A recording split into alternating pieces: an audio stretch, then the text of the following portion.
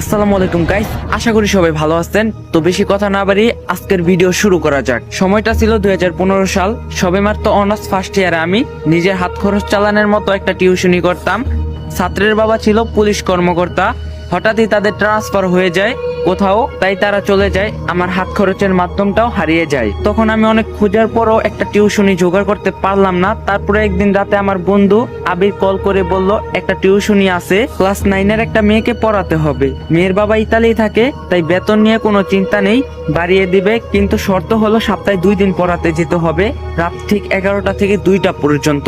এমন শর্ত শুনে আমি সাথে সাথে না বলে দেই, কারণ রাত 11টা থেকে পড়াতে যাওয়া আমার পক্ষে অসম্ভব। সকালে আমার ক্লাস শুরু হয় 10টা বাজে, ঘুমাবো কখন এই টাইমে পড়াতে গেলে? কিন্তু তারপর আবির যা বলল তাতে আমার ঘুম হারাম হয়ে গেল। ও বলল 15,000 টাকা বেতন দিব, এবার ভেবে দেখ। তখন আমার কাছে 15,000 টাকা 15 লাখ টাকার সমান। আমি খুশিতে হ্যাঁ বলে দিলাম। আবির আমাকে ঠিকানা টেক্সট করে দিল আর বলল শুধুমাত্র শনিবার এবং বুধবার রাতে যেতে হবে। আমার কাছে বিষয়টা জানি কেমন অদ্ভুত লাগলো, কিন্তু টাকার নেশায় মাথায় কিছুই নিলাম না। 2 দিন পর শনিবার আমি রওনা দিলাম আবিরের দেওয়া ঠিকানা অনুযায়ী। শহর থেকে অনেকটা বাহিরে হিন্দুপাড়া নামে একটা গ্রাম আছে, সেখানে বেশিরভাগ বাসিন্দাই হিন্দু ধর্মের অনুসারী। আমি সেখানে গিয়ে একজনকে ঠিকানা দেখিয়ে বললাম, ভাই এই বাড়িটা কোন দিকে বলতে পারবেন? সে আমার দিকে কিভাবে যেন তাকিয়ে থাকলো কিছুক্ষণ, তারপর বলল সামনে গিয়ে একটা পুরান বিল্ডিং পাবেন, ওইটাই আপনার ঠিকানা। আমি সামনে হাঁটা শুরু করলাম। একবার পিছনে তাকিয়ে দেখলাম লোকটা এখনো অদ্ভুত ভঙ্গিতে আমার দিকে তাকিয়ে আছে। কেমন যেন একটু লাগছে আমার ভিতরে, মনটা সাড়া দিচ্ছে না যেতে। কিন্তু 15,000 টাকার কথা মনে পড়লেই আবার মনটা বদলে যায়। গিয়ে দেখি একটা পুরান বিল্ডিং এর সামনে এসে দাঁড়ালাম। হ্যাঁ, এটাই সেই ঠিকানা। 11টা বাজতে আর 1 মিনিট বাকি।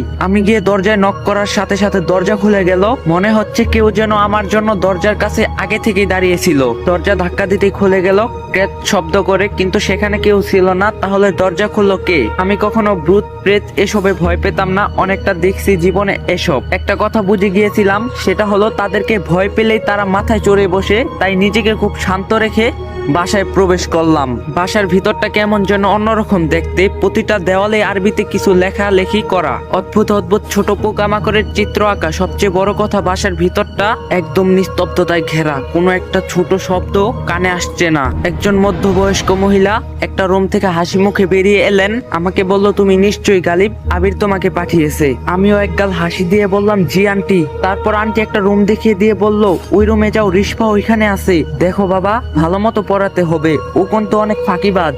ও, তার মানে আমার ছাত্রীর নাম রিশফা? আমি বললাম, সেটা নিয়ে আপনি চিন্তা করবেন না আন্টি, আমি রিশফাকে ব্রিলিয়ান্ট স্টুডেন্ট বানিয়ে দেব। এই বলে রুমে গেলাম, দেখলাম রিশফা এক মনে খাতায় কি যেন অঙ্কন করছে। আমি গিয়ে হালকা কাশি দিতে সে উঠে সালাম দিল। আমি সালামের উত্তর দিয়ে বললাম, খাতার দিকে লক্ষ্য করে দেখলাম সে অদ্ভুত একটা প্রাণীর ছবি আঁকছিল। এমন প্রাণী বাস্তবে নেই, শুধু কল্পনাতে আঁকা সম্ভব। তারপর আমি তাকে উদ্দেশ্য করে বললাম, আজ থেকে আমি তোমাকে পড়াবো, মন দিয়ে পড়াশোনা করতে হবে। সে কথা ঘুরিয়ে বলল, স্যার আপনার প্রিয় খাবার কি? আমি একটু অবাক হলাম, তবু নিজেকে সামাল দিয়ে বললাম, আমার প্রিয় খাবার বিরিয়ানি। আমি জিজ্ঞাসা না করলেও সে অদ্ভুত একটা হাসি দিয়ে বলল, বিরিয়ানি কোনো খাবার হলো? আমার তো প্রিয় খাবার তাজা রক্ত আর মানুষের মস্তক। একটু ঘাবড়ে গিয়ে বললাম, এসব কি ধরনের আর কি? আমি তোমার স্যার, পড়াশোনা বাদে কোনো ফালতু কথা হবে না আজ থেকে। সে একটু মন খারাপ করেই পড়াশোনায় মনোযোগ দিল। বারবার মনে হচ্ছিল কেউ যেন উকি দিয়ে আবার চলে যাচ্ছে। হতে পারে আন্টি তার মেয়েকে ঠিক মতো পড়াচ্ছে কিনা সেটা দেখতে। আমার চোখ খুব জ্বলতে লাগলো। হঠাৎ করে মনে হচ্ছে যেন চোখে কেউ মরিচ ঢেলে দিয়েছে। আমি রিশফাকে পড়া দেখিয়ে বললাম, ওয়াশরুমটা কোন দিকে তোমাদের? সে হাতের ইশারায় দেখিয়ে দিল। আমি তাড়াতাড়ি ওয়াশরুমে গিয়ে চোখে পানি দিলাম। তারপর আয়নায় তাকিয়ে দেখলাম চোখ লাল হয়ে আছে। ভালোভাবে চোখ মুছে পানি দিলাম, এখন একটু ভালো লাগছে। ওয়াশরুম থেকে বের হতে যাব, হঠাৎ খেয়াল করলাম আমি তো চলে যাচ্ছি, কিন্তু আয়নার ভিতর আমার প্রতিবিম্বটা এখনো দাঁড়িয়ে। আমি চোখ ডলা দিয়ে আবার তাকালাম আয়নার দিকে। এবার সেখানে কেউ নেই, এমনকি আমার কোনো প্রতিবিম্ব সেখানে নেই। এটা কেমন আয়না? যেহেতু আমি এসবে ভয় পাই না খুব একটা, তাই ভাবলাম এখানে কেউ তো আছে, আমাকে ভয় দেখানোর জন্য এমন করছে। তাই আমি আস্তে করে বললাম, এই ছোট্ট ওয়াশরুমে কি ভয় দেখাস আমাকে? সাহস থাকলে বাইরে দেখা করিস। এই বলে চলে আসলাম। রিশফা বলল, স্যার তাকে দেখছেন? আমি হকচকিয়ে উঠলাম, মানে কাকে দেখবো? রিশফা কিছু না বলে তার আকাশে সেই প্রাণীটার দিকে তাকালো। কেমন যেন অদ্ভুত লাগছে তার আচরণ। সেই দিনের মতো পড়াশোনা শেষ করে বের হলাম বাসা থেকে। বাসার ভিতর তাপমাত্রা আর বাইরের তাপমাত্রার মধ্যে অনেক পার্থক্য। বাসার ভিতরটা যেন অন্যরকম একটা জগৎ। রাত তখন 2টা। আমি হিন্দুপাড়ার চিকুন গলি দিয়ে হাঁটছি। তখন কোনো গাড়ি পাবো না জেনেও তাই হেঁটেই যেতে হবে। হঠাৎ দেখলাম একটা গাছের নিচে কেউ একজন দাঁড়িয়ে আছে। তার মুখটা বোঝা যাচ্ছে না, কিন্তু দেহটা বিশাল আকৃতির, যেমনটা রেসলারদের দেহ হয়। আমি বুঝে গেলাম এটা অন্য কিছু, তাই তাকে পাশ কাটিয়ে যাওয়ার সময় বললাম, আর মানুষ পাইলি না ভয় দেখানোর জন্য? উপাস থেকে আওয়াজ এলো, তোকে ওই ওয়াশরুমে মেরে ফেলতাম, কিন্তু তুই সাহসের কথা বলছস, তাই এখানে তোর জন্য অপেক্ষা করছিলাম আমার সাহস দেখানোর জন্য। আমি একটু হেসে বললাম, ভুল জায়গায় সাহস দেখাতে গিয়ে বিপদে পড়িস না ভাই, তোর মতো অনেক শয়তানকে সাইজ করছি, তাই এখন বিরক্ত না করে আমাকে আমার মতো যেতে দে। এবার সে গাছের নিচ থেকে বেরিয়ে এলো। ধীরে ধীরে তার মুখটা আমার কাছে উন্মুক্ত হলো। কোথায় যেন দেখছি তাকে, হ্যাঁ মনে পড়ছে, রিস্পার আকাশে অদ্ভুত প্রাণীটার মতো একদম। তার দেহ মানুষের মতো হলেও চেহারা ভয়ঙ্কর পশুর মতো। এবার একটু ঘাবড়ে গেলাম। আমি কিছু বলার আগে সে বলল, দেখ তো আমার মতো কাউকে সাইজ করছিস কিনা। এর আগে মুখে একটা ভয়ঙ্কর হাসি। আমি বললাম, আমাকে মারতে চাইলে এখনই মেরে ফেল, পরে আর এমন সুযোগ নাও পেতে পারিস। এবার সে একদম আমার সামনে এসে দাঁড়িয়ে জামার ভিতর থেকে তার লোমশ হাতটা বের করে আমার কাঁধে রাখলো। আমার মনে হলো যেন একটা বড় পাথর আমার কাঁধে এসে পড়লো। সে বলল, তোর সাহস দেখে আমি অবাক হয়েছি, তুই এই প্রথম যাকে আমি ভয় দেখাতে ব্যর্থ হয়েছি, আর এই জন্যই তুই এখনো বেঁচে আছিস। তোকে একটা সুযোগ দিলাম আমি, এরপর থেকে রিস্পাকে পরানো তো দূরের কথা, এই গ্রামের আশেপাশে যেন তোকে না দেখি। এখন চলে যা, সোজা পিছনে তাকাবি না। এখান থেকে রিস্পাদের বিল্ডিংটা স্পষ্ট দেখা যায়। বিল্ডিং এর দিকে একবার তাকিয়ে দেখলাম রিস্পা ছাদে দাঁড়িয়ে আছে এবং এদিকে তাকিয়ে আছে। চাঁদের আলোয় রিস্পার এত দূর থেকেও রিস্পার মুখটা স্পষ্ট দেখা যাচ্ছে। বুঝলাম কিছু একটা তো গড়বার আছেই। আমি আর কথা না বাড়িয়ে সোজা হাঁটা শুরু করলাম। আর পড়াতে আসবো কিনা সেটা জানি না, সেটা নিয়ে পরে ভাবা যাবে। এখন বেশি সাহস দেখাতে গেলে হয়তো আজকে বেঁচে ফেরা হবে না। খুব দ্রুত পা চালালাম, কারণ এই জায়গাটা ত্যাগ করতে হবে। হঠাৎ পিছন থেকে শীষ বাজানোর শব্দ ভেসে আসলো। আমি পিছনে না তাকিয়ে আরো জোরে হাঁটা দিলাম। শীষ বাজানোর শব্দটা যেন আমার সাথে সাথে আসছে। এই বুঝি আমাকে খুব করে ধরে ফেলবে পিছন থেকে। সহ্য করতে না পেরে দ্রুত পিছনে তাকিয়ে বললাম, আরে ভাই তুই তো চলে যেতে বললি, তাহলে আবার এসব করতাছস কেন? দেখলাম একটু দূরে একজন দাঁড়িয়ে আছে আর আমাকে হাতের ইশারায় ডাকছে। কাছে গিয়ে খেয়াল করলাম এটা সেই লোক যার কাছে আমি ঠিকানা জিজ্ঞাসা করছিলাম। এখনো সেই অদ্ভুত ভঙ্গিতে আমার দিকে তাকিয়ে আছে। আমি একটু ধমকের সুরে বললাম, ওই মিয়া, এভাবে আমাকে ভয় দেখানোর মানে কি? আর এভাবে কেন তাকিয়ে আছেন? তখন খেয়াল করছিলাম আপনার তাকিয়ে থাকা সমস্যা কি? লোকটা কেমন একটা বৃদ্ধ কণ্ঠে বলল, আমি অবাক হচ্ছি তুমি এই বাসা থেকে জীবিত ফিরে আসছো। এর আগে কেউ জীবিত ফিরেনি। মানে কি বলছেন? এই বাসাটা একটু অদ্ভুত, সেটা আমি বুঝে গিয়েছিলাম, কিন্তু জীবিত ফেরা না ফেরা এগুলো কি ধরনের কথা? লোকটা উল্টো ঘুরে চলে যেতে লাগলো। যেতে যেতে বলল, রিস্পা কোনো সাধারণ মেয়ে না, আজকে বেঁচে গেছো, পরের বার বাঁচতে নাও পারো, আর কখনো এইদিকে এসো না। আমি তার চলে যাওয়ার দিকে তাকিয়ে ভাবতে লাগলাম, কে এই রিস্পা? কি হচ্ছে এখানে? আবির এই ঠিকানা পেলো কোথায়? সব জানতে হবে আমাকে। সেই দিনের মতো বাসায় চলে আসলাম। সকাল 10টার দিকে ঘুম থেকে উঠে ফ্রেশ হয়ে আবিরকে কল দিলাম, কিন্তু বারবার ওর ফোন সুইচ অফ আছে। তাই চিন্তা করলাম আজকে কলেজে যাব না, আবিরের বাসায় চলে গেলাম। সোজা গিয়ে জানতে পারলাম আবির নাকি আজ 3 দিন হলো বাসায় ফিরে না, ফোনেও পাওয়া যাচ্ছে না ওকে। আবিরের পরিবারটা একটু এলোমেলো, ওর মা বাবার মাঝে সম্পর্ক ভালো না, সবসময় ঝগড়া লেগেই থাকে। তাই আবির যে 2 দিন ধরে ঘরে ফিরেনি সেটা নিয়ে তাদের কোনো মাথা ব্যথাই নাই। কিন্তু আমার যে আবিরকে লাগবে, রিস্পার সম্পর্কে জানতে হলে আবিরের কাছ থেকে জানতে হবে ওই ঠিকানা সে কোথায় পেল। সব ফ্রেন্ডদের বাসায় খবর নিলাম, কিন্তু কেউ আবিরের কোথাও খোঁজ জানে না। তবে একটা ফ্রেন্ড বলল 3 দিন আগে আবিরের সাথে তার কথা হয়েছিল। কথায় কথায় আবির জানায় অনেক বড় লোক একটা মেয়ের টিউশনি পেয়েছে, সে মাসে 15,000 টাকা বেতন, তাই বাবার কাছ থেকে আর ভিক্ষা চাওয়া লাগবে না হাত খরচের জন্য। আমি অনেকটা শকড হয়ে গেলাম এটা শুনে। তার মানে আবির আমার আগে রিস্পার টিউশনিটা পেয়েছিল, তাহলে সে আমাকে দিয়ে দিল কেন? সবকিছু মাথার উপর দিয়ে যাচ্ছে। আবিরকে না পেলে এসব প্রশ্নের উত্তর পাবো না। সেদিন বাসায় ফিরতে একটু রাত হয়ে গেল। আমাদের বাসায় যেতে হলে একটা বাস ঝাড়ের পাড়ি দিয়ে যেতে হয়। যখন আমি বাস চারটা অতিক্রম করলাম, তখনই পকেট থেকে ফোনটা বেজে উঠলো। ফোন বের করে দেখলাম আবির কল দিয়েছে। তাড়াতাড়ি করে কলটা রিসিভ করলাম আর বললাম, কিরে শালা তুই কই? আজকে সারাদিন ধরে খুঁজতে খুঁজতে আমার স্যান্ডেলের জুতা ক্ষয় করে ফেলছি। ওপাশ থেকে আবির বলল, পিছনে তাকা একবার। আবিরের মতো দাঁড়িয়ে আছে। আমি দৌড়ে গেলাম। আবির হাতের ইশারায় আমাকে ওপাশ থেকে যেতে বাধা দিল। আমি থেমে গিয়ে খেয়াল করলাম ওর মাথাটা দেখা যাচ্ছে না, ঠিক যেমন গতকাল রাতে ওই প্রাণীটার মাথা দেখা যাচ্ছিল না। আমি বললাম, আবির তুই ঠিক আছস? এতদিন কইছিলি 3 দিন? আবির বলল, তুই আমাকে দেখোস নাই গতকাল? আমি তো তোকে আয়নায় দেখালাম। আমি এখন থেকে ওই আয়নার ভিতর থাকবো রে। বাইরের দুনিয়ায় আমার কাছে ভালো লাগে না। এসব কি বলতেছ? তুই পাগল হয়ে গেলি নাকি? আর তোর মুখ দেখাচ্ছিস না কেন? তুই কি নতুন বউ নাকি? আবির হেসে দিয়ে বলল, তুই সহ্য করতে পারবি না, আমার এখন যেতে হবে। তোকে যা বলার জন্য আসলাম সেটা হলো রিস্কার ব্যাপারে বেশি কৌতূহল দেখাস না, সেটা তোর জন্য ভালো হবে। এই বলে আবির চলে যাচ্ছে। আমি চেষ্টা করলাম আবিরের পিছনে যাওয়ার জন্য, কিন্তু আমার পা যেন নড়ছেই না। আবিরকে অনেকবার ডাকলাম কিন্তু সে শুনলো না, অন্ধকারে মিলিয়ে গেল। এবার আমার পা স্বাভাবিক হলো। আমি তাড়াতাড়ি করে ঘরে চলে এলাম। ভাবতে লাগলাম এটা কি সত্যি আবির ছিল নাকি আবিরের রূপে অন্য কেউ ছিল, কিছুই মাথায় ঢুকছে না। এভাবে চিন্তায় চিন্তায় কেটে গেল আরো 3 দিন। বুধবার চলে এলো, আজকে রিস্পাকে পড়াতে যাওয়ার ডেট। আমি কি করব ভাবছি, যাব নাকি যাব না। আমি মন স্থির করতে পারছি না। অবশেষে ঠিক করলাম আমি যাব আজ, যা হওয়ার হবে আমি দেখে নিব কি হয়। মনে সাহস সঞ্চয় করে চলে গেলাম। তখন রাত 10:55। রিস্পাদের বিল্ডিং এর সামনে গিয়ে দাঁড়াইতেই ছাদ থেকে বড় একটা ফুলের টব ঠিক আমার সামনে ধাপাস করে পড়লো। আমি পিছিয়ে গেলাম একটু, অল্পের জন্য আমার মাথায় পড়েনি। উপরে তাকাইতেই দেখি রিস্পা একটা কালো রাগান্বিত দৃষ্টিতে আমার দিকে তাকিয়ে আছে। তার খোলা চুলগুলো বাতাসে উঠছে। রিস্পার এমন ভয়ানক রূপ দেখে আমি চমকে গেলাম। কেন যেন আমার গলা দিয়ে একটা শব্দও বের করতে পারছি না। আমি ছাদের দিকে তাকিয়ে রিস্পাকে ইশারায় বললাম, তুমি কি আমাকে মেরে ফেলার জন্য ফুলের টব ফেললে? রিস্পা কর্কশ গলায় বলল, তোকে নাচতে না করছিল সে, তাহলে কেন আসলি তুই?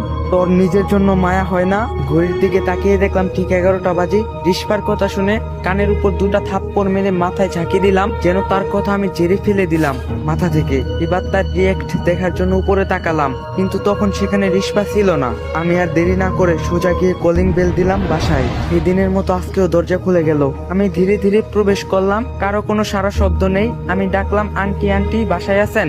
কোনো উত্তর নেই। সত্যি বলতে এই রহস্য জানার জন্য কৌতূহল আমাকে ভয় পেতে দিচ্ছে না। আমি দেখতে চাই এখানে কি হচ্ছে, তার জন্য যদি মরতেও হয় তাও মেনে নিব। তারপর আস্তে আস্তে রিস্পার পড়ার ঘরে প্রবেশ করলাম। দেখলাম ঠিক ওই দিনের মতোই রিস্পা মনোযোগ দিয়ে কি খাতায় যেন আঁকছে। আমি ডাক দিলাম, রিস্পা। রিস্পা চমকে উঠলো, উঠে সালাম দিয়ে বলল, স্যার আজকে আপনি 3 মিনিট দেরি করে এসেছেন। যারা সময়ের মূল্য দেয় না তাদেরকে আমি পছন্দ করি না। নিজের ছাত্রীর মুখে এমন কথা শুনে হতভম্ব হয়ে ঘড়ির দিকে তাকিয়ে দেখি 11:03 বাজে। আমি বললাম, তোমার জন্যই তো দেরি হলো। আমার মাথায় ফুলের টপ ফেলে আমাকে মারতে চেয়েছিলে কেন? রিস্পা খুব সাবলীল ভাবেই জবাব দিল, আমি আপনাকে মারতে চাইবো কেন? আমি তো জীবিত মানুষ পছন্দ করি। এটা শুনে আমি হেসে উড়িয়ে দেওয়ার ভান করলাম, যেন আমি এটা ইয়ার্কি হিসাবে নিয়েছি, কিন্তু আমার মনে অন্য কিছু চলছে। আমি জানি রিস্পা মজা করছে না, কিন্তু আমাকে শান্ত থাকতে হবে। আমার ভয়টা প্রকাশ পেয়ে গেলে হয়তো এখান থেকে ফিরে যাওয়া হবে না আমার। তাহলে রিস্পা কি মানুষ না? দেখতে তো একদম মানুষের মতোই স্বাভাবিক, শুধু ওর চোখগুলো একটু অদ্ভুত। নীল রঙের চোখ, আগে কখনো দেখিনি। কেমন একটা মায়া কাজ করে ওর চোখে। রিস্পা বলল, স্যার আপনি একটা সাইকো, কারণ আমি তো ভেবেছিলাম আপনি আর আসবেন না। মানুষ হিসাবে যতটুক সাহস থাকা দরকার ততটুক সাহস থাকাই ভালো। লিমিটের বাইরে সাহস দেখাতে গিয়ে অনেক মানুষই তার প্রাণ হারিয়েছে। রিস্পার এসব রহস্যময় কথা শুনে ভিতরটা নাড়াচাড়া দিলেও ওকে বুঝতে না দিয়ে বললাম, তোমার এসব আধ্যাত্মিক কথাবার্তা বাদ দিয়ে পড়াশোনায় মনোযোগ দাও। পরীক্ষায় যদি ফেল করো তাহলে তোমার মা আমার বেতন মেরে দিবে। আচ্ছা, আজকে তোমার মাকে দেখলাম না বাসায়? আন্টিকে আজকে বাসায় নাই? রিস্পা বইয়ের দিকে তাকিয়ে বলল, মা তো ছাদে গিয়ে চাঁদ দেখার জন্য আজকে চাঁদটা পরিপূর্ণ রূপ নিয়েছে। কি অদ্ভুত কথা বলে এই মেয়েটা। আমি বললাম, রিস্পা আমার অনেক তৃষ্ণা পেয়েছে, 1 গ্লাস পানি এনে দিবে? সাথে সাথে রিস্পা চেয়ার থেকে উঠে পানি আনতে চলে গেল। এই প্রথম রিস্পাকে হাঁটতে দেখলাম। তার পায়ের দিকে তাকালাম, না পা তো ঠিকই আছে। শুনছি ভূত প্রেতের পা উল্টা থাকে, কিন্তু রিস্পার হাঁটার ভঙ্গি একদম আলাদা, যেন কোনো রবট হেঁটে যাচ্ছে। আমি বসে বসে ভাবছি কি করব এখন। এখানে কোনো কিছু স্বাভাবিক না, কিছু একটা হচ্ছে এখানে। রিস্পার মা এত রাতে ছাদে গিয়েছে চাঁদ দেখতে, ব্যাপারটা কেমন অদ্ভুত। এসব রহস্যময় কথা আমাকে নাড়িয়ে দিচ্ছে বারবার।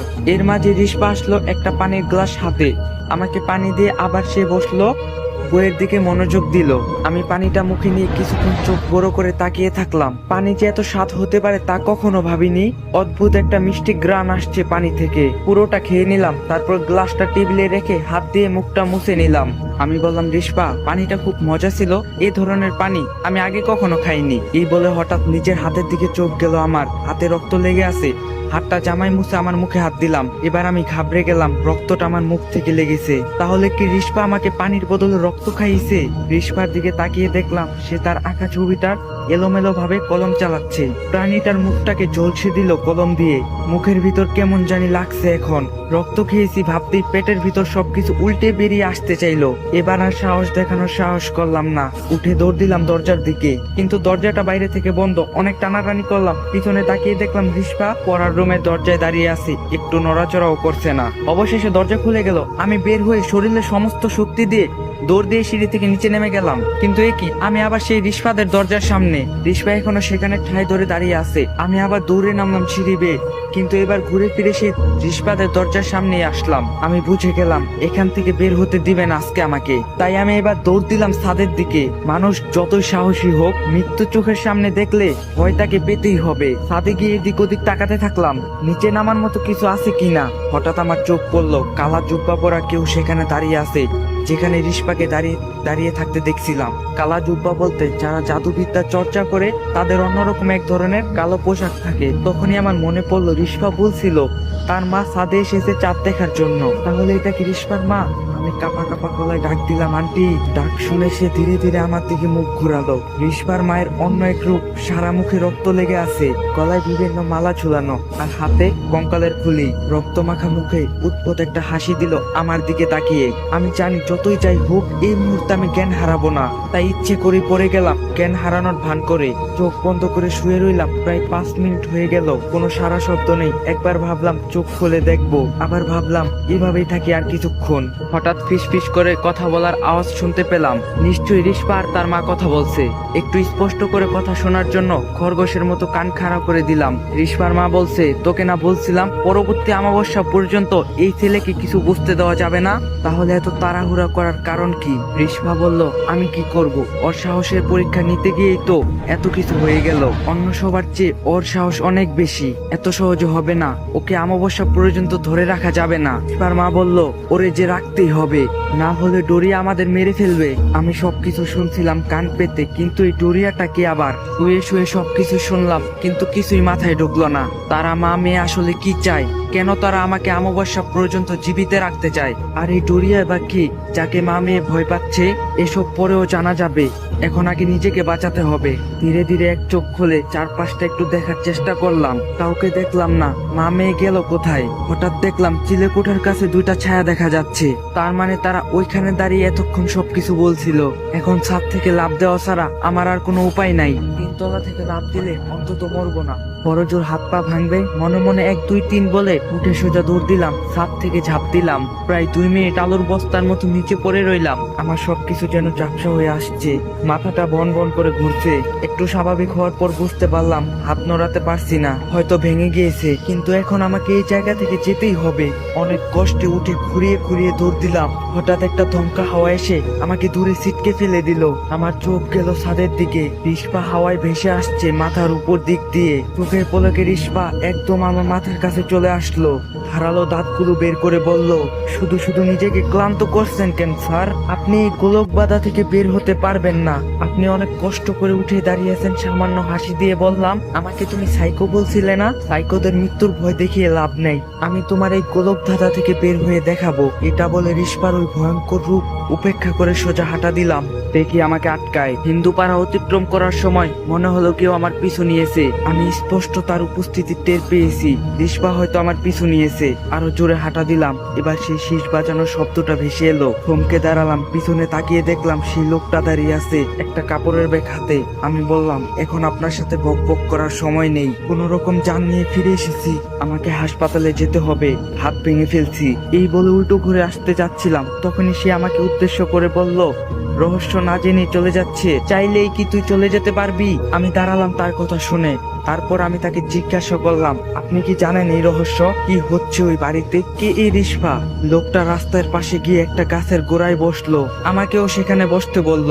আমি গিয়ে তার পাশে বসলাম। আমার যেন মনে হলো আমি কোনো বরফ খণ্ডের পাশে বসেছি। তার শরীর থেকে প্রচুর ঠান্ডা হাওয়া বের হচ্ছে। হঠাৎ সে তার ঠান্ডা হাত দিয়ে আমার ভাঙা হাতটা ধরে মোচড় দিল। আমি চিৎকার করে উঠলাম, কিন্তু অনুভব করলাম এখন হাতে কোনো ব্যথা নাই। নাড়িয়ে চাড়িয়ে ভালোভাবে দেখলাম আমার হাতে একদম ভালো। আমি বললাম, এটা কিভাবে করলেন? আপনি আসলে কে? সে আমার কথা এড়িয়ে গিয়ে বলতে শুরু করলো, রিস্পা ছিল খুব সাধারণ একটা মেয়ে, খুব চঞ্চল প্রকৃতির, হাসি খুশি থাকতো সব সময়। প্রতিদিন এদিক দিয়ে স্কুলে যেত এবং স্কুল থেকে সোজা বাসায় চলে আসতো। কোনো রকম বাজে আড্ডায় নিজেকে জড়াতো না। কিন্তু হঠাৎ করে একদিন রিস্পা নিখোঁজ হয়ে যায়। সবাই তাকে পাগলের মতো করে খুঁজলো, কোথাও রিস্পাকে খুঁজে পেল না। রিস্পার মা থানায় জিডি করলো। রিস্পার বাবা ইতালি থেকে চলে আসলো মেয়ের নিখোঁজের সংবাদ শুনে। এইটুকু বলে তিনি থামলেন। আমি আগ্রহী নিয়ে জিজ্ঞাসা করলাম, তারপর কি হলো? রিস্পাকে কিভাবে খুঁজে পাওয়া গেল? তিনি আবার বলতে লাগলেন, 2 দিন কেটে গেল কিন্তু কেউ রিস্পার খোঁজ দিতে পারলো না। রিস্পা নিখোঁজ হয় শনিবার বিকাল স্কুল থেকে ফেরার সময়। অবশেষে বুধবার রাত 11টা বাজে রিস্পাকে খুঁজে পাওয়া গেল তাদের বিল্ডিং এর পিছনে। কোথায় ছিল রিস্পা এই কয়দিন? তারপর কি আর তাকে কিছু জিজ্ঞাসা করা হয়নি? লোকটা একটা অদ্ভুত হাসি দিয়ে বলল, মৃত মানুষকে জিজ্ঞাসা করে কি কখনো উত্তর পাওয়া যাবে? আমি অনেকটা অবাক হয়ে জিজ্ঞাসা করলাম, মৃত মানুষ মানে? সেদিন কি রিস্পার লাশ পাওয়া গেছিল? হ্যাঁ, হাত পা মুখ বাঁধা অবস্থায় বিল্ডিং এর পিছনে নালার মাঝে রিস্পার লাশ ভেসে উঠেছিল। পুলিশ এসে লাশ নিয়ে গেল পোস্টমর্টমের জন্য। রিস্পার বাবা আদরের মেয়েকে হারিয়ে পাগলের মতো হাউমাউ করে কাঁদছিল। রিস্পার বাবার কান্না দেখে সেদিন কেউ তার চোখের পানি আটকে রাখতে পারেনি। এত সুন্দর একটা ফুটফুটে মেয়ে, এমন রহস্যময় মৃত্যু কেউ মেনে নিতে পারছিল না। কিন্তু রিস্পার মা একটু কাঁদেনি সেই দিন। সবাই ভেবেছিল মেয়ের সুখে পাথর হয়ে গিয়েছে। রিস্পাকে এনে দাফন করা হলো। প্রায় অনেকদিন তদন্ত চলার পর পুলিশ রিস্পার মারা যাওয়ার কোনো খোঁজ পেল না। তারপর কেটে গেল 4 মাস। হঠাৎ একদিন রিস্পার মা গ্রামে ফিরে এলো। সবাই তাকে দেখে অনেক খুশি হলো। জিজ্ঞাসা করলো, এতদিন কোথায় ছিলে, কি করছিলে? রিস্পার মা কারো কথার জবাব দিল না। সেই যে সে বাসায় প্রবেশ করছে সেই দিন সে আর কোনোদিন বাসা থেকে বের হয়নি। প্রতিবেশীরা মাঝে মাঝে তাকে শুধু রাতের বেলায় ছাদে দেখতে পেত। রিস্পা যদি মারা গিয়ে থাকে তাহলে সে কে যে এখন রিস্পার মার সাথে আছে? আর রিস্পার মা এতদিন কোথায় হারিয়ে গেছিল? এবার সে আমার কানের কাছে এসে ফিস ফিস করে বলল, ব্ল্যাক ম্যাজিক। মানে রিস্পার মা রিস্পাকে ফিরিয়ে আনতে এতদিন নিখোঁজ ছিল। সে এমন কারো কাছে গিয়েছিল যে তার মেয়েকে ফিরিয়ে দিতে পারবে। এর বিনিময় অবশ্যই তাকে একটা ভয়ঙ্কর শর্ত দেওয়া হয়েছিল। রিস্পার মা তার মেয়েকে ফিরিয়ে আনতে সবকিছু করার জন্য প্রস্তুত ছিল। শর্তটা ছিল প্রতি অমাবস্যায় একজন যুবককে বলি দিতে হবে তাকে উদ্দেশ্য করে। রিস্পার মা কার কাছে গিয়েছিল? লোকটা একটা ভয়ঙ্কর হাসি দিয়ে বলল, ডেরিয়া নামের এক ভয়ানক সর্দারের কাছে গিয়েছিল। সে ডেরিয়া সাধারণ কেউ নয়, রক্তচোষা পিশাচদের সর্দার সে। এবং রিস্পার মা তার সেই শর্তে রাজি হয়েছিল। ডেরিয়া রিস্পাকে ফিরিয়ে এনেছে। এই থেকে প্রতি অমাবস্যাতেই একজন করে যুবক ডেরিয়ারকে উৎসর্গ করতে হয়। এই অমাবস্যায় তুই উৎসর্গ হবি। এই জন্যই এত আয়োজন। তুই যতই চেষ্টা করিস না কেন তোকে মরতেই হবে। আমি হতাশাগ্রস্ত চেহারায় তাকে জিজ্ঞাসা করলাম, রিস্পা কিভাবে মারা গিয়েছিল সেই দিন? আর আমার কি বাঁচার কোনো পথ নেই? লোকটা আমার হাঁটুতে ভর দিয়ে উঠে দাঁড়িয়ে বলল, অনেক জেনে ফেলাইছস আজকে, বাকিটা না হয় মরার আগেই জানবি। আপনি এত কিছু কিভাবে জানেন? আপনি কে? লোকটা আমার মুখের কাছে এসে ঠান্ডা নিঃশ্বাস ছাড়তে ছাড়তে বলল, আমি ডোরিয়া। আমি যেন হতভম্ব হয়ে গেলাম। চোখ বড় বড় করে শুধু তার মুখের দিকে তাকিয়ে আছি। এরপর অদ্ভুত একটা হাসি দিয়ে আমার চোখের সামনে সে কালো ধোয়ার মতো বাতাসের সাথে মিলিয়ে গেল। এখানে সবকিছুই যেন আমার বিরুদ্ধে চলছে। আমি মনে মনে ঠিক করে নিলাম এ থেকে বাঁচার কোনো রাস্তা নেই। কিন্তু এত সহজে হার মানবো না আমি। সবাইকে দেখে নিব, হাতে ভর্তি উঠে যাব। এমন সময় হাতটা কাদা মাটির মতো কিছুটা ডেবে গেল। হাত বের করে আনলাম। এগুলো কি লেগে আছে হাতে? এতক্ষণ খেয়াল করলাম আমি গাছের গোড়ায় মনে করে তার সাথে যেখানে বসেছিলাম সেটা আসলে একটা মানুষের মৃতদেহ। আমি তাড়াহুড়ো করে সেখান থেকে উঠে গেলাম। খেয়াল করে দেখলাম মৃতদেহটার শরীরে মাথা নেই। অনেকদিন আগে মারা যাওয়ার কারণে পচে গেছে দেহটা। এই জন্যই আমার হাতটা ডেবে গিয়েছিল। খুব খারাপ একটা গন্ধ নাকে ভেসে এলো। মনে হলো যেন আমার ভিতরে সবকিছু উল্টে চলে আসবে বমির সাথে। নাক চেপে সেখান থেকে দৌড় দিলাম। যেভাবেই হোক আমাকে পালাতে হবে। হঠাৎ পিছন থেকে কেউ আমার জামা টেনে ধরে আবার সেই পচা লাশের সামনে ফেলে দিল। কুকরাতে কুকরাতে আবার উঠে দাঁড়িয়ে বললাম, আমাকে এখনই মেরে ফেলবে নাকি? অমাবস্যা পর্যন্ত অপেক্ষা কর। হঠাৎ আমার নাম ধরে কেউ ডাক দিল, গালিব তুই চাইলে বাঁচতে পারবি। আমি তোকে ওদের হাত থেকে বাঁচার উপায় বলে দিব। এটা তো আবিরের কণ্ঠ। আবির কোথায় তুই? সামনে আয় শালা। তুই আমাকে কোথায় এনে ফাঁসিয়ে দিলি? উপাস থেকে আওয়াজ এলো, আমি ব্যর্থ ছিলাম এটা করার জন্য, আমাকে ক্ষমা করে দিস।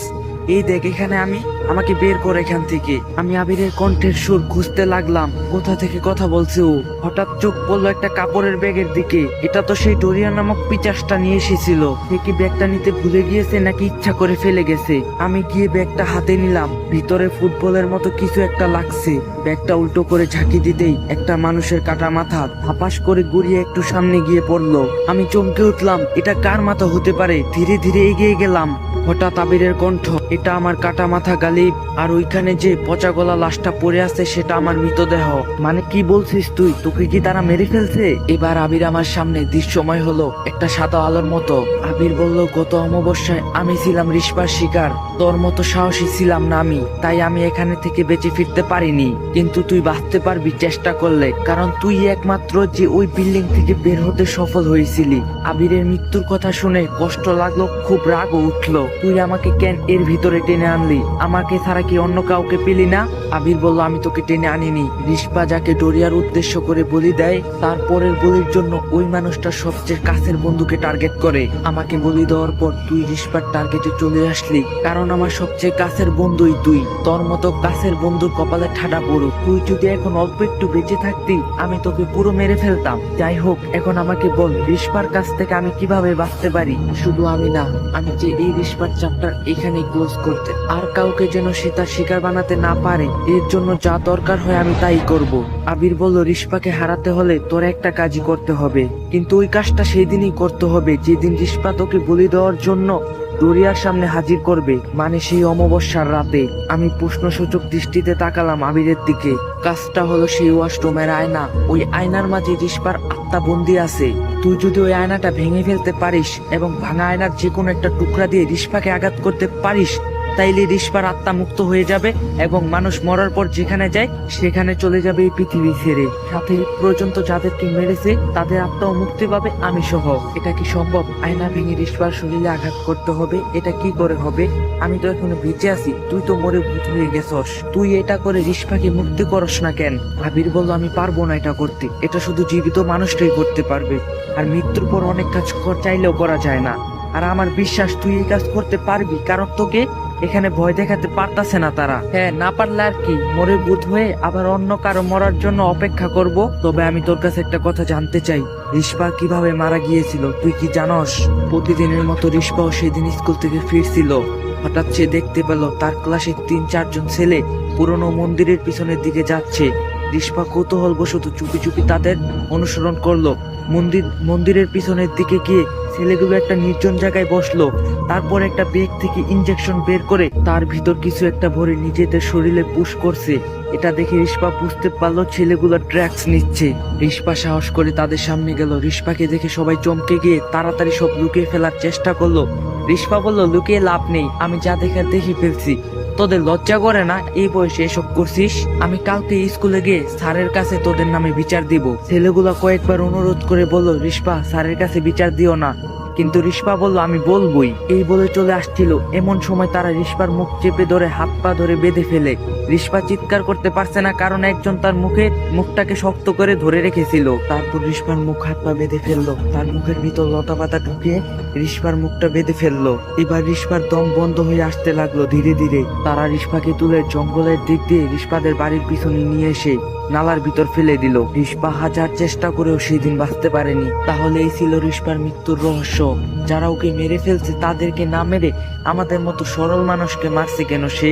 আবির বলল, তোর কি মনে হয় তারা এখনো বেঁচে আছে? তাদের শরীর টুকরো টুকরো করে রিস্পা খেয়ে নিয়েছে, লাশ খুঁজেও পায়নি তাদের মা বাবা। আচ্ছা, সবই বুঝলাম, কিন্তু একটা বিষয় আমার মাথায় ঢুকছে না এখনো। তুই আমার কাছে আসলি এবং আমাকে রিস্পা থেকে বাঁচার উপায়ও বলে দিলি। রিস্পার কবলে থেকেও এটা কিভাবে করলি? রিস্পা যদি এটা জানে তাহলে কি হবে?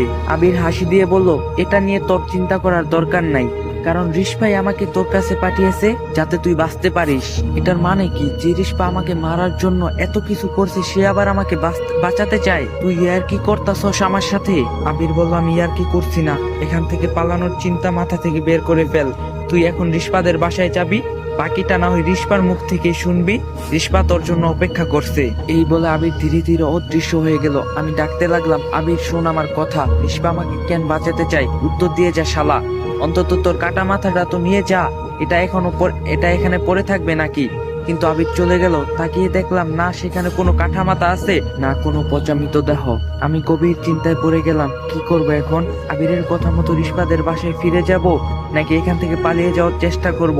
মাথাটা আমার এলোমেলো হয়ে যাচ্ছে। অবশেষে ঠিক করলাম, এত দূর যেহেতু এসে গেছি, তাহলে এটা শেষ দেখেই যাই। আমি রিস্পাদের বাসায় ফিরে যাওয়ার জন্য মন স্থির করলাম। বিল্ডিং এর সামনে দাঁড়িয়ে আছি, ভিতরে যেতে মনটা সাড়া দিচ্ছে না।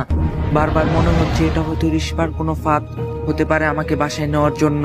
আবার মনে হচ্ছে রিস্পাকে একবার বিশ্বাস করেই দেখি। ভাবতে ভাবতে বাসায় ঢুকে পড়লাম। রিস্পা কোনো জীবিত মানুষ না, এটা ভাবতেই মনের ভিতরটা মোচড় দিয়ে উঠলো।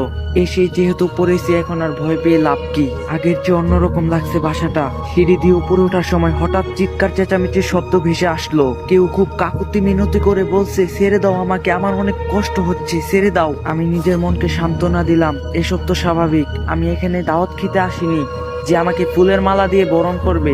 মৃত মানুষের বাসায় এসেছি, নিজেকে যতটা পারি শান্ত রাখার চেষ্টা করছি। সোজা গিয়ে দরজায় কলিং বেল দিলাম। আজকে আর দরজা আপনি আপনি খুলছে না। কয়েকবার টোকা দিলাম, কিন্তু কারো কোনো সারা শব্দ নেই। একটু বিরক্ত হলাম। আবির বলল, রিস্পা আমার জন্য অপেক্ষা করছে, তাহলে সে কোথায়, দরজা খুলছে না কেন? হঠাৎ উপর থেকে কারো পায়ের শব্দ ভেসে আসলো। কেউ এদিকে ওদিকে ছোটাছুটি করছে, তার মানে ছাদে কেউ আছে। আমি আস্তে আস্তে ছাদের দিকে উঠতে লাগলাম। ছাদে গিয়ে চারোদিকে চোখ বুলিয়ে কাউকে দেখতে পেলাম না। হঠাৎ আমার কানের কাছে কেউ এসে ফিস ফিস করে বলল, মরার জন্য চলে এসেছিস? আমি সাথে সাথে পিছনে তাকালাম, কেউ সেখানে নেই। তাহলে কি রিস্পা আমাকে ফাঁদে ফেললো? সামনে তাকাইতেই দেখলাম রিস্পার ঘোরা চুল, নীল চোখ নিয়ে আমার মুখের সামনে। আমি হঠাৎ এভাবে রিস্পাকে দেখে চমকে পিছনে গিয়ে ধাপাস করে পড়ে গেলাম। রিস্পা তার সুচালো দাঁত বের করে ভয়ঙ্কর একটা হাসি দিল। আমি নিজেকে সামলে উঠে শরীর থেকে ময়লা ঝাড়তে ঝাড়তে বললাম, বাঁচার জন্য আসতে বলছো নাকি মরার জন্য? এভাবে কেউ আপ্যায়ন করে নাকি? এবার রিস্পা তার স্বাভাবিক অবস্থায় ফিরে আসলো। তারপর ছাদের এক কোনায় গিয়ে বসলো। আমিও তার পাশে দূরত্ব বজায় রেখে বসলাম। কারো মুখে কোনো কথা নেই। তারপর রিস্পা বলল, স্যার জানেন, এভাবে থাকতে আমার অনেক কষ্ট হয়। আমি তো মরে গিয়েছিলাম, কিন্তু আমার মা আমাকে ফিরিয়ে এনেছে। আমার প্রতি অতি ভালোবাসায় আমার মাকে এই অন্ধকার পথে নিয়ে গিয়েছে। আমি মুক্তি চাই এসব থেকে। আমি চাই না আমার দ্বারা আর কারো মৃত্যু হোক। আমি যতদিন মুক্তি না পাবো, ততদিন একজন করে মরতেই থাকবে। আমার আর কোনো পথ নেই। তাই মরার পর মানুষের আত্মা যেখানে চলে যায়, আমি সেখানে চলে যেতে চাই। তাহলে এতগুলো মানুষকে কেন মারলা? আমার বন্ধু আবিরকে কেন মেরে ফেললা? তাদের কারো কাছে সাহায্য চাইতে হয়তো অনেক আগেই মুক্তি পেতে পারতা। রিস্পা একটা মিষ্টি হাসি দিয়ে বলল, তারা কেউ আপনার মতো এত সাহসী ছিল না স্যার। আমি আপনার মতোই একজনের অপেক্ষায় ছিলাম।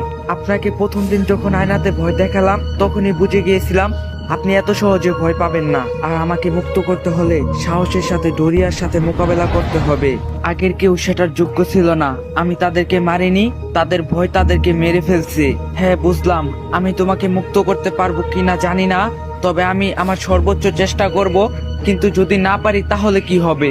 রিস্পা বলল, তাহলে আর কি হবে? আপনাকে মারতে আমার খুব খারাপ লাগবে, কিন্তু মরতেই হবে। তারপর আবার আপনার মতো কারোর জন্য অপেক্ষা, এর মাঝে হয়তো আর অনেক প্রাণ যাবে। আমি বিড়বিড় করে বললাম, শালা আমার তো কোনো অপশনই নেই। তার মানে আমার বেঁচে থাকার অল্প একটু চান্স আছে। কি আত্মার খোপ পরে পরে এখন জীবনটাই দিতে হবে। রিস্পা বলল, সত্যি আপনার কোনো অপশন নেই? কি কি করতে হবে সেটা আপনার বন্ধু আপনাকে বুঝিয়ে দিয়েছে নিশ্চয়ই। অমাবস্যা আসতে আর মাত্র 2 দিন। এই 2 দিন আপনি এখানে থাকবেন আমার বন্দী হয়ে। কেউ যেন বুঝতে না পারে আপনি ইচ্ছে করে বন্দী হয়ে আছেন। এমনকি আমার মাও যেন এসব না জানে। সে জানলে এটা হতে দিবে না, কারণ আমাকে দ্বিতীয়বার হারাতে চাইবে না সে। যথাজ্ঞা মহারানী। আচ্ছা, তুমি যে ডরিয়ার উদ্দেশ্য বলি দাও, সেটা কি এক ঘায়ে গর্দান আলাদা করে ফেলো? আমি যদি ব্যর্থ হই তাহলে তো আমার সাথে এমনটা হবে, তাই না? রিস্পা বলল, হ্যাঁ ঠিক তাই। বড় একটা তলোয়ার দিয়ে আপনার শরীর থেকে মাথাটা আলাদা করে ফেলবো। হাসতে হাসতে বলল রিস্পা, আমি তো এখনই আপনার শরীরের মাথাটা দেখতে পাচ্ছি না। ইয়ার কি করবা না একদম? আমার এদিকে ফাটছে আর তুমি হাসতাছো। আচ্ছা, মাথা কাটা ছাড়া অন্য কোনো সহজ পদ্ধতি নেই মরার? মাথা কেটে ফেললে তো অনেক কষ্ট হবে। রিস্পা বলল, আছে তো, আপনার জন্য একদম সহজ মৃত্যু। আপনার 2 পা ধরে 2 দিকে টান দিয়ে ছিঁড়ে ফেললে আপনার কষ্ট কম হবে হয়তো। এর চেয়ে সহজ মৃত্যু আমার জানা নেই। না থাক, মাথা কেটে ফেললেই ভালো হবে, দ্বিতীয়টা বেশি কষ্ট হবে। রিস্পা খুব সুন্দর মায়াবী হাসি দিয়ে বলল, তেমন কিছু হবে না, আমার বিশ্বাস আপনি পারবেন এটা করতে। আজকে আর রিস্পার চেহারায় সেই ভয়ানক ভাবটা নেই। খুব মায়াবী লাগছে চাঁদের আলোতে। দেখলে বোঝা যায় না এই মেয়েটা মারা গেছে। যদি আমি রিস্পাকে মুক্ত করতে না পারি, তাহলে মরার পর ভূত হয়ে ওর সাথে প্রেম করব।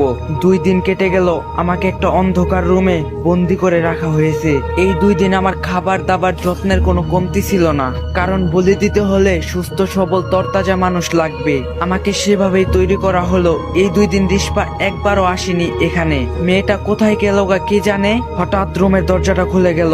রিস্পার মা সেই কালা জাদুবিদ্যা পোশাকের রুমে প্রবেশ করলো। আমাকে বলল, চলো তোমার জন্য একটা সারপ্রাইজ আছে। আমি মনে মনে বললাম, আপনি যে কি সারপ্রাইজের জন্য নিয়ে যাচ্ছেন আমাকে সেটা আমি ভালো করেই জানি, কিন্তু সারপ্রাইজ পাওয়ার আগে আমাকে বাথরুমে গিয়ে আয়নাটা ভেঙে তার টুকরো সাথে নিতে হবে। রিস্পা হয়তো সেখানে অপেক্ষা করছে।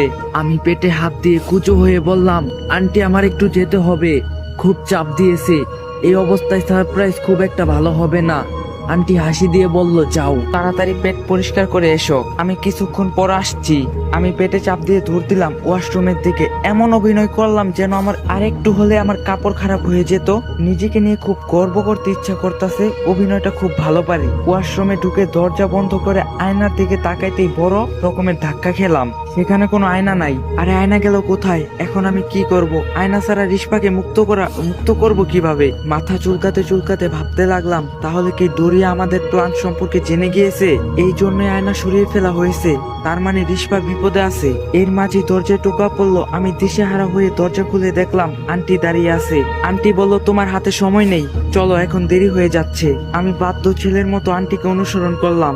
মনটা কেমন অস্থির অস্থির লাগছে। রিস্পা এখন কোথায়? এই 2 দিন আসলো না কেন আমার সাথে দেখা করতে?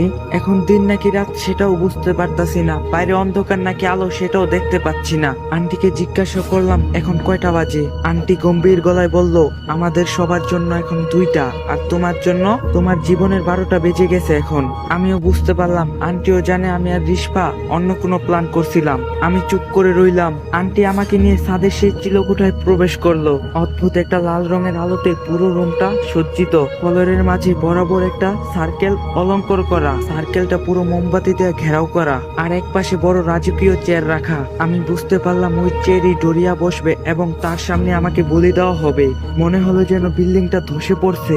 আমি কানে হাত দিয়ে চোখ বন্ধ করে ঝুঁকে রইলাম। একটু পর স্বাভাবিক হলো সব। আমি চোখ খুলে দেখলাম সেই সজ্জিত রাজকীয় চেয়ারে একজন বিশাল আকৃতির দানব বসে আছে। আমি মনে মনে একটু ভয় পেলাম, কারণ এমন বিশাল আকৃতির মানুষ তো দূরের কথা, কোনো জন্তু জানারও দেখিনি জীবনে। চোখ থেকে যেন আগুন বের হচ্ছে। আন্টি তার সামনে হাঁটু গেড়ে বসে বিড়বিড় করে যেন কি পড়ছে। এটাই হয়তো ডোরিয়ার আসল রূপ। আমি এখনো বুঝতে পারছি না রিস্পা কোথায়। তারই তো আমাকে বলি দেওয়ার কথা। হঠাৎ সে তার হাত উঠিয়ে 3বার চেয়ারে বাড়ি দিল।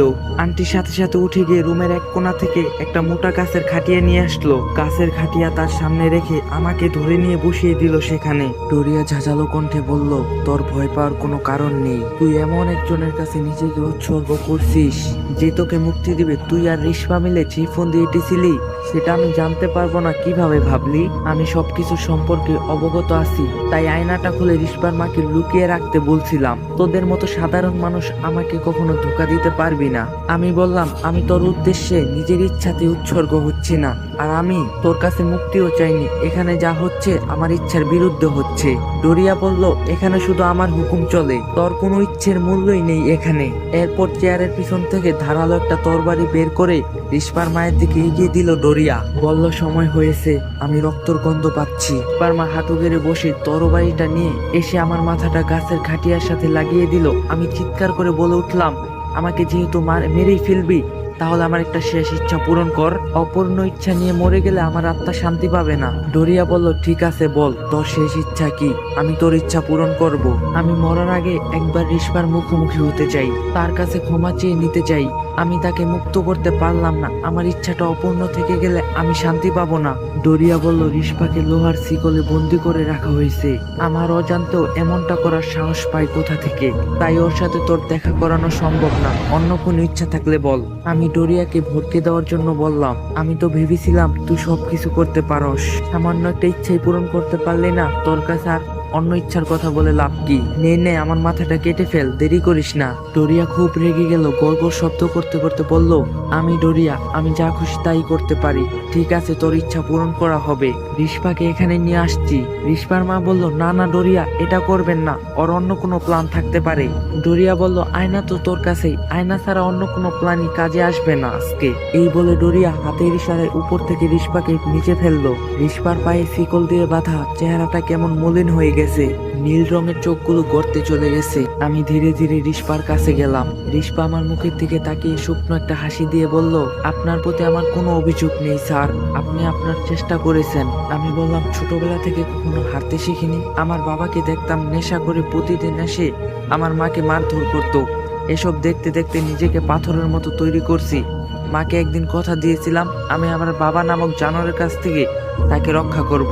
আমি আমার কথা রেখেছিলাম, নিজ হাতে বাবাকে টুকরো টুকরো করছি।